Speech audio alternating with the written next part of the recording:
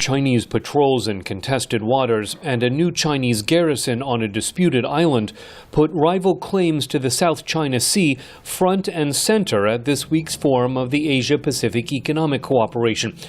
Rory Medcalf directs the International Security Program at Australia's Lowy Institute. There is a small risk, and I think it's a growing risk, that an incident at sea could escalate into conflict involving China and one of its neighbours, and I think that's what we're all worried about. U.S. Secretary of State Hillary Clinton says Southeast Asian nations should draft a unified code of conduct with China to resolve competing claims to the sea. We believe the nations of the region should work collaboratively together to resolve disputes without coercion, without intimidation, without threats, and certainly without the use of force. Indonesian Foreign Minister Marty Natalegawa is taking the lead. I had a very good, frank and candid discussion with my Foreign Minister of China colleague here in the very same building to call on him to revert back to the diplomatic process. I think the track is quite clear what's ahead of us, namely we must apply ourselves to have the code of conduct done.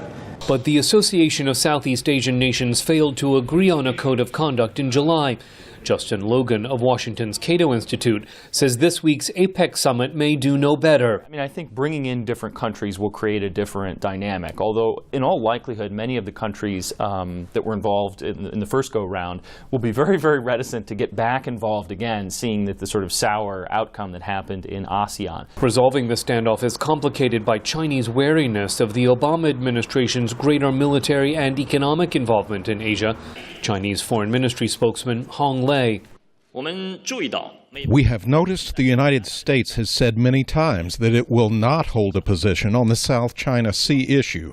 We hope they can keep their promises and do more things that are conducive to regional peace and stability, not the opposite.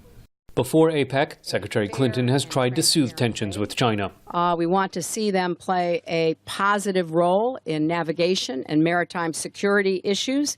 We want to see them contribute to sustainable development for the people of the Pacific, to protect the precious environment, including the oceans. U.S. officials expect this APEC summit will endorse the need for a code of conduct over the South China Sea, so mechanisms for resolving rival claims might be in place before November's East Asia summit in Cambodia. Scott Stearns, VOA News, Beijing.